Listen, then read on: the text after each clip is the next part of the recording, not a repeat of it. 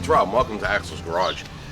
Okay, a few videos ago we put some LED parking lights and LED front directionals in our 2000 Jeep Cherokee, and we thought we had a flasher that could handle it all because many months ago we put LED taillights in, and when we put the LED taillights in, we put an electronic flasher, and the LED taillights worked fine with that electronic flasher, so we thought we were in good shape. Then we went around to the front and we took out the incandescent bulbs in the front and replaced them with LED bulbs, and now we have pretty much a very, very low load situation going on to that flasher that we had put in, and it's given us the hyper flash. Now, we thought it was the right flasher. I remember ordering an electronic flasher, and for those older folk like me and older, we know we had a mechanical flasher originally in older cars, and it was an actual mechanical contact that needed load to time that flash and make contact every time, and it needed that load, needed that resistance from the incandescent bulbs. So then we went to electronic flashers, and when we added a trailer or a trailer package, we needed an electronic flasher, which was a solid state design, which would time that flash appropriately. But when you go to complete LEDs, is there a difference? Well, there is, because that electronic flasher still needs some resistance and needs some feedback from the circuit in order to time that flash correctly, and that's why we're getting a hyper flash. I figured an electronic flasher would work fine because it was solid state and it didn't have a whole lot to do with the load that was on that circuit, but apparently it does because we have hyper flash. So I searched around a little bit and I found this flasher. Now, I don't know if this flasher is going to work. It's supposed to be LED compatible. It's an electronic flasher EP27. It's made in USA. Okay, so that was one of the things that drew me to it. There are some people on a couple of the forums saying they're using these and with all LEDs, and it's working, and it's listed right on it that it's for LEDs, 2 to 6 lamps, 162 watts max. It's good for trailers, and it's got a DOT mark on it. So we have actually 8 lamps. So what I'm thinking is, let's put this in. Let's see what we had in there. I don't think we had one that was, I know we don't have one that was marked LED. I think it was just an electronic flasher. We're gonna put this one in, and we're gonna see if our hyper flash goes away or if it slows down. So what I'm thinking is, if we put it in and it goes away, hey, mission accomplished. This is what you need. Now we know, and everybody knows this is what you need when you change to all LED bulbs. What I searched for was a true no load flasher, because that's what you're looking for, a flasher that's independent of the load that's on it, a no load flasher, and there just aren't a lot out there marketed as a no load flasher. But this one is marketed as an LED flasher for 2 to 6 lamps.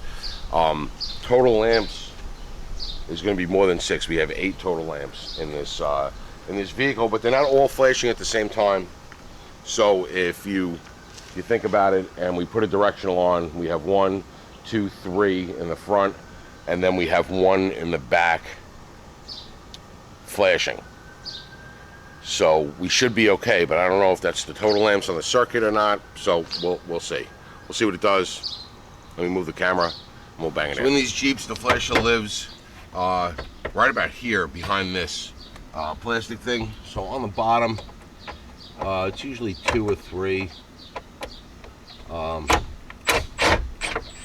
Phillips head, small trim sheet metal screws. Once you get those 2 out, this will pull straight back. It's got the metal clips, and you can slide that out of your way, and now you got a steel knee thing, whatever you want to call it. And I got a Phillips head on this side that's a little bit longer, same style screw but just a little bit longer.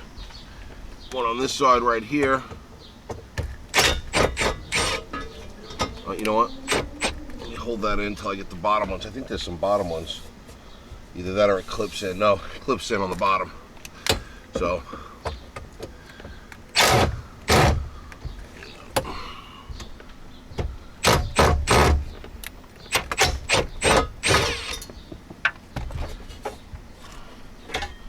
all right, and then it just slides out this little little grooves in it.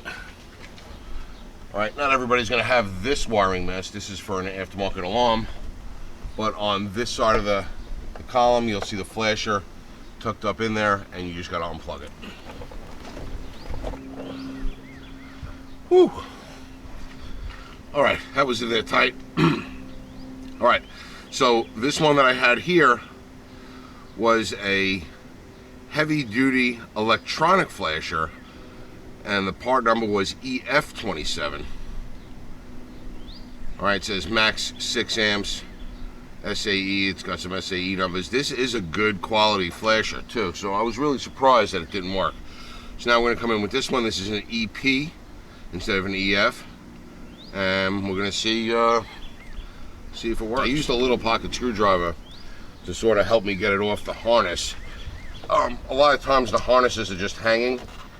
This one is still tied up in its original location, which makes it a little more difficult to get it out. All right, so we got that one plugged in. I'll turn my ignition on.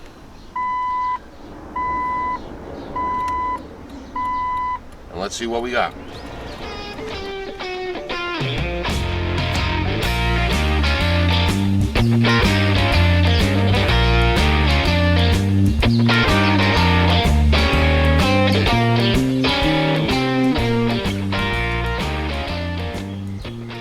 So as you can see, they're working, and I'm happy. I didn't check the backs though. Let me check the back. Oh yeah, the back's working. Okay. All right. So I checked the backs, checked the fronts. They're working. No hyper flash. Problem solved. That old flasher was a good quality flasher. It was a made in USA CEC flasher.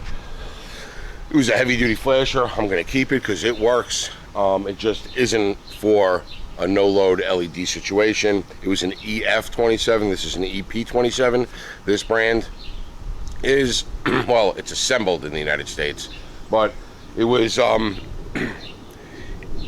easy. It was a quick fix. Link in the description below for one of these.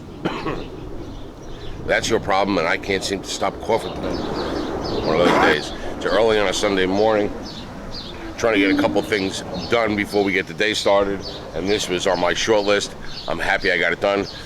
Questions, comments, suggestions down below, and as always, thanks for watching.